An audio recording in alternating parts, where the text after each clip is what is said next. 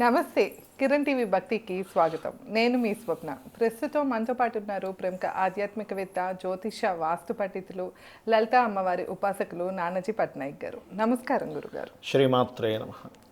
గురుగారు, వాస్తుపరంగా మీరు గతంలో వచ్చేసి కొన్ని రకాల క్లారిటీస్ అయితే చెప్తూ వస్తున్నారు గురుగారు. అవునండి, అవును. ఈ వీడియోలో వచ్చేసి గురుగారు ముఖ్యంగా చాలా మందికి ఇండిపెండెంట్ హౌస్లకి చూస్తే పూర్వం నుంచి కూడా చాలా వరకు మెట్లు బయట వైపు మెట్లు వస్తూ ఉంటాయి, స్టెప్స్ వస్తూ ఉంటాయి. ఆ స్టెప్స్కి కింద వేస్ట్ అవుతుంది కదా అని అయితే స్టోరేజ్ రూమ్ కింద వాడుకుంటూ ఉంటారు, లేకపోతే వాష్రూమ్ కూడా పెడుతూ ఉంటారు. బయట ఎవరైనా వచ్చినా కూడా కామన్ వాష్రూమ్ కింద ఒకటి స్టెప్స్ కింద స్పేస్ వేస్ట్ కదా అని పెట్టేసుకుంటూ ఉంటారు. అలాగ పెట్టచ్చా లేదా గురుగారు? అలానే ఇప్పుడు లోపల చూసినా కూడా ప్రెసెంట్ దాన్ని బట్టి చూసినా డ్యూప్లెక్స్ హౌసెస్ కడుతూ ఉంటారు కదా, ఈ డ్యూప్లెక్స్ హౌసెస్ కి కూడా లోపల స్టెప్స్ వస్తూ ఉంటాయి ఇంటి లోపలే. ఆ స్టెప్స్ కింద కూడా చాలా వరకు వాష్రూమ్ కానీ స్టోరేజ్ రూమ్ అయినా పెట్టుకుంటూ ఉంటారు. అసలు ఇలాగా పెట్టచ్చు అంటారా లేదా ఒక్కసారి చెప్తారా? తప్పకుండా అండి. ఫస్ట్ ఆఫ్ ఆల్ అసలు ఎందుకు పెట్టొద్దు అంటారు? What is the reason? పెట్టకూడదా గురుగారు? చెప్తాను. అసలు పెట్టకూడదు. అసలు ఎందుకు, రీజన్ ఏంటి? ఎవరికి నేను పెట్టొచ్చు పెట్టకూడదు అంటే దానికి రీజన్ ఏంటి? ఏదో ఒక రీజన్ ఉండాలి కదా. అవును. ఇప్పుడు ఇంటికి తాళం వేస్తారంటే ఎందుకు వేస్తారు? దొంగ వచ్చి దొంగతనం జరుగుతుందని వేస్తారు, సింపుల్. అట్లాగే ఇది ఉత్తరం అండి, ఇది తూర్పు, ఇది దక్షిణము, ఇది పడమర. అంటే north, east, south and west. ఇది మనం ఇక్కడ సింపుల్గా ఒక డబల్ బెడ్రూమ్ గీసాం సింపుల్గా ఉండడానికి. అంటే ఇది పూజ గది, ఇది నార్త్ ఎంట్రన్స్, ఇది ఈస్ట్ ఎంట్రన్స్, ఇది ఈస్ట్ సూర్యుడిని వేసాను ఇక్కడ. ఇది కిచెన్, ఇది మాస్టర్ బెడ్రూమ్, ఇది ఇంకొక బెడ్రూమ్, ఇది ఒక బాల్కనీ. అండ్ ఇక్కడ ఇక్కడ ఒక బాల్కనీ ఇచ్చాం, ఇక్కడ వాష్రూమ్ ఇచ్చాం, ఇక్కడ ఒక వాష్రూమ్ ఇచ్చాం.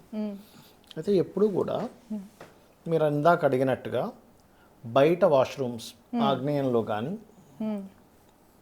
ఆగ్నేయం మెట్లు వచ్చి లేదా వాయువ్యంలో మెట్లు వచ్చి ఇక్కడ పెడతారు. తెలియక చాలామంది, అది 100% తప్పది. ఎందుకు తప్పు? వాట్ ఇస్ ద రీజన్ అంటే, ఎప్పుడు కూడా వాస్తులో మనకి పంచభూతాలు ఎనర్జీస్ ఫ్లో అవుతుంటాయి. అంటే ఎనర్జీస్ అనేవి బ్రహ్మస్థానం నుంచి ఎనర్జీస్ అనేది దాని ఇది ఉంటుంది. ఇప్పుడు మనం చూడండి, బాడీలో వాత, పిత్త, కఫ అంటాం. వాతం పెరిగినా, పిత్తం పెరిగినా, కఫం పెరిగినా మనం అనీజీ అయిపోతాం. అలాగే ఇంటికి కూడా ఈ పంచభూతాలు ఎనర్జీస్ అనేవి లెవెల్గా లేకపోతే, అంటే ఎందుకు లెవెల్ కావంటే, ఇప్పుడు ఎగ్జాంపుల్ ఇక్కడ ఒక వాష్రూమ్ కట్టారు ఆగ్నేయంలో, ఇంటి కానిచ్చి వాష్రూమ్ ఇలా కట్టేసి మళ్ళీ దీనికి మెట్లు ఇలా పెట్టేశారు ఉదాహరణకి. అప్పుడు ఏమైంది? వాష్రూమ్ గోడకి ఆనిచ్చి కట్టినందుకు 2 దోషాలు ఇక్కడ. ఆగ్నేయంలో ఫస్ట్ వాష్రూమ్ ఉండకూడదు. ఇంట్లో ఉండే స్త్రీమూర్తికి అనారోగ్యాలు పెంచుతుంది, ఫైనాన్షియల్గా ఇబ్బంది ఇస్తుంది. ఎందుకు ఫైనాన్షియల్ ఎందుకు ఇబ్బంది ఇవ్వాలంటే ఇంక వేరే ఏదైనా చేయొచ్చు కదా. అంటే ఆగ్నేయానికి అధిపతి శుక్రుడు, వీనస్. శుక్రుడు దేనికి కారకుడు? ధనానికి కారకుడు. సుఖాలు ఉండాలి, శుక్ర మహర్దశ వచ్చింది అంటుంటాం కదా. అదేవిధంగా ఆగ్నేయానికి అగ్నిదేవుడు కారకుడు, ఫైర్. ఇప్పుడు ఎవరైనా సరే వాళ్ళు ఒక రేంజ్లో వెళ్తున్నారంటే వాళ్ళలో ఒక ఫైర్ ఉన్నప్పుడే కదా. అవును. అంటే ఫైరీ నేచర్ని మొత్తం ఈ వాష్రూమ్ కట్టడం వల్ల తగ్గిస్తుంది. శుక్రుడు స్త్రీమూర్తికి కారకుడు, ఇంట్లో ఉండే స్త్రీకి హెల్త్ ఇష్యూస్ వస్తాయి. శుక్రుడు ఫైనాన్స్కి కారకుడు, ఇబ్బంది వస్తుంది. అందుకే ఇక్కడ మెట్లు ఉండగా ఇక్కడ కట్టకూడదు అంటారు. అంటే మెట్లు కింద అని కట్టకూడదు అంటారా? మెట్ల కింద కూడా కట్టకూడదు, ఈ ప్లేస్ కూడా కట్టకూడదు. 2 దోషాలు ఇక్కడ. మీరు మెట్లు లేకుండా ఓన్లీ వాష్రూమ్ కట్టినా తప్పే. ఇక్కడ ఆగ్నేయంలో ఉండకూడదు. శాస్త్రంలో చెప్పింది ఎక్కడ అంటే, దక్షిణ నైరుత్యో మృదయే పురుష త్యాగ మందిరం. అది వాస్తుశాస్త్రంలో విశ్వకర్మ రచించినటువంటి విశ్వకర్మ ప్రకాశిక అనే గ్రంథంలో ఉన్నటువంటి సూత్రం అది.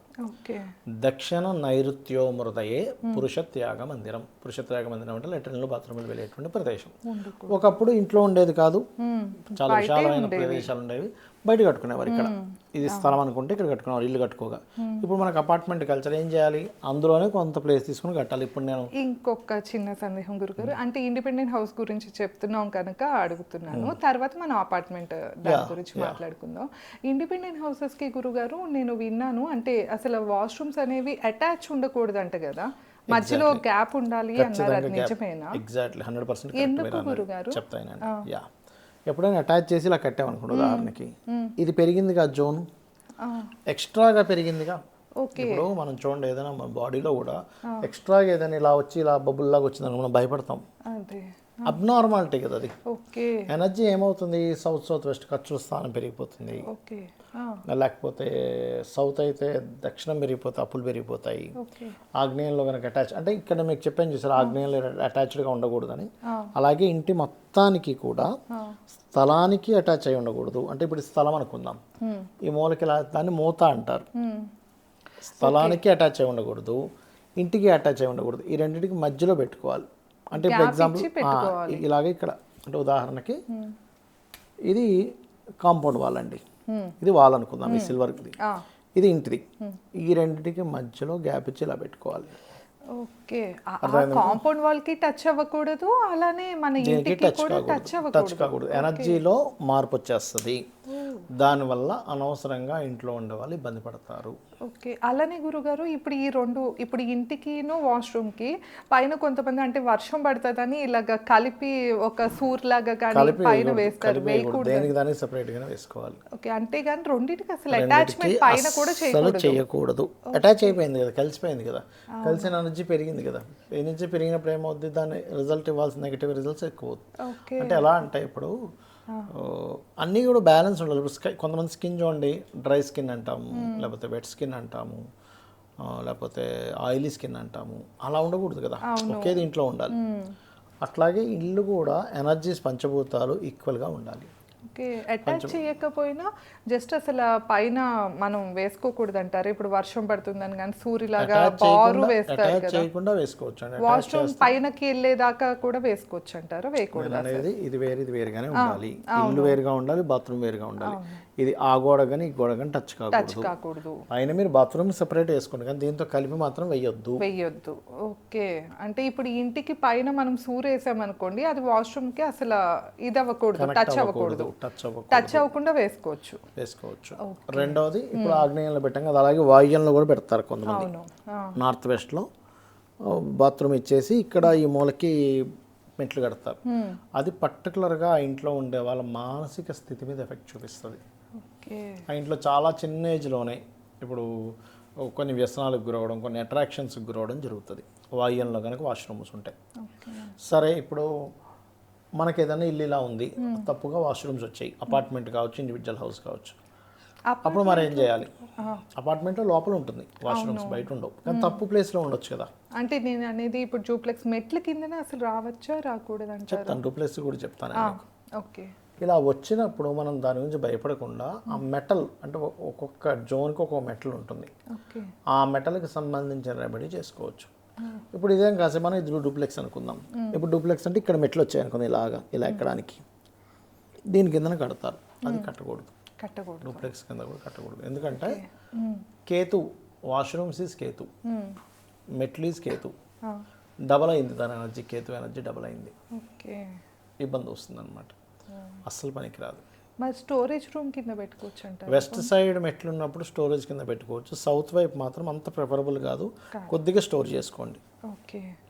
ఎందుకంటే సౌత్లో స్టోరేజ్ అనేది కెరీర్ మీద ఎఫెక్ట్ ఇస్తుంది, వెస్ట్లో స్టోరేజ్ అనేటువంటిది లైఫ్లో బెనిఫిషియల్స్ ఎక్కువ చూపిస్తుంది.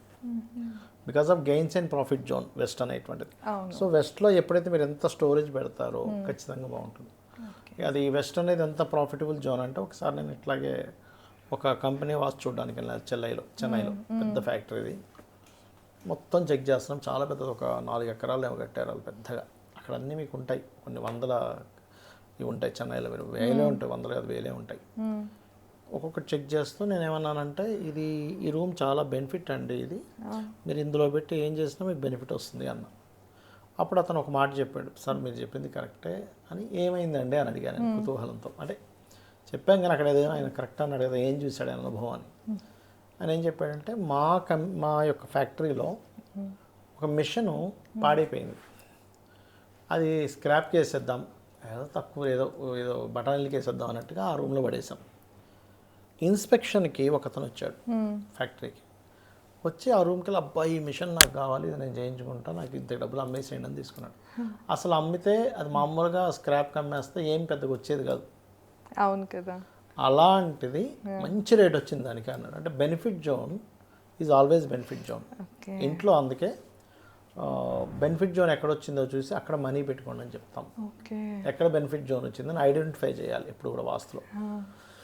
అది వెస్ట్ సెంటర్లో ఉంటుంది. ఆ వెస్ట్ సెంటర్ అనేది ఎగ్జాక్ట్లీ మనకి ఇల్లు చూడగానే వెస్ట్ సెంటర్ అనడానికి లేదు. టిల్ట్ అయింది అనుకోండి, మనకి డిగ్రీస్ టిల్ట్ అయింది అనుకోండి, మారిపోతుంది. పదము జోన్స్ అన్నీ మారిపోతాయి. కాబట్టి ఎప్పుడు కూడా మనం వాస్తు చూసేటప్పుడు ఫస్ట్ నీట్గా ప్లాన్ గీసుకోవాలి. శాటిలైట్ ద్వారా అదేవిధంగా మాన్యువల్గా కూడా డిగ్రీస్ చూసుకొని పర్ఫెక్ట్ డిగ్రీస్ ఉన్నాయో లేవో చెక్ చేసుకొని దాన్ని బట్టి మనం ప్లానింగ్ చేసుకోవాలి. అప్పుడు మీకు మనం అనుకుంటాం దక్షిణ నైరుతిలో వచ్చింది, నేను ఒక్కొక్కసారి దక్షిణ నైరుతి అవ్వకపోవచ్చు, తిరగవచ్చు. ఓకే, అంటే ఆ డిగ్రీస్ క్యాలిక్యులేషన్లో కొంచెం ఇప్పుడు మనం అనుకున్నాం ఇక్కడ ఇప్పుడు బయట ఇక్కడ పెట్టేస్తారు మంచిది కాదని, ఒక్కొక్కసారి ఇటు తిరిగింది అనుకోండి, పడమర వాయువ్యం అయితే మంచిదే ఆ బాత్రూమ్. ఈ టిల్ట్ వల్ల వచ్చే మార్పులు జనాలకు తెలియక వాళ్ళు పెట్టుకున్నారు బాగానే ఉంది, నాకు ఎందుకు ఇబ్బంది వచ్చింది అనుకుంటారు. ఎందుకంటే వాళ్ళ ఇల్లు డిఫరెంట్ డిగ్రీలో ఉంది, మీ ఇల్లు డిఫరెంట్ డిగ్రీస్లో ఉంటుంది. ఆ శ్రీచక్రం పెట్టుకుని కరెక్ట్గా చూస్తే శక్తి చక్రం పెట్టుకుంటే కరెక్ట్గా తెలుస్తుంది అది. ఓకే, తప్పకుండా గురుగారు. నెక్స్ట్ వీడియోలో మనం ఇంకా మరిన్ని విషయాలు అయితే డిస్కస్ చేద్దాము. అలానే మీకు ఏమైనా డౌట్స్ ఉన్నాయి వాస్తుపరంగా అంటే కనుక కింద కామెంట్ సెక్షన్లో తెలియజేయండి. దాని మీద కూడా తప్పకుండా నెక్స్ట్ టైం వీడియో చేస్తాము. మీరు ఎవరైనా వాస్తు చూపించుకోవాలి, జ్యోతిష్యం చూపించుకోవాలి అన్న స్క్రీన్ పైన స్క్రోల్ అయ్యే నెంబర్కి కాంటాక్ట్ అవ్వచ్చు. ధన్యవాదాలు. నమస్కారం గురు. శ్రీమాత్రే నమః.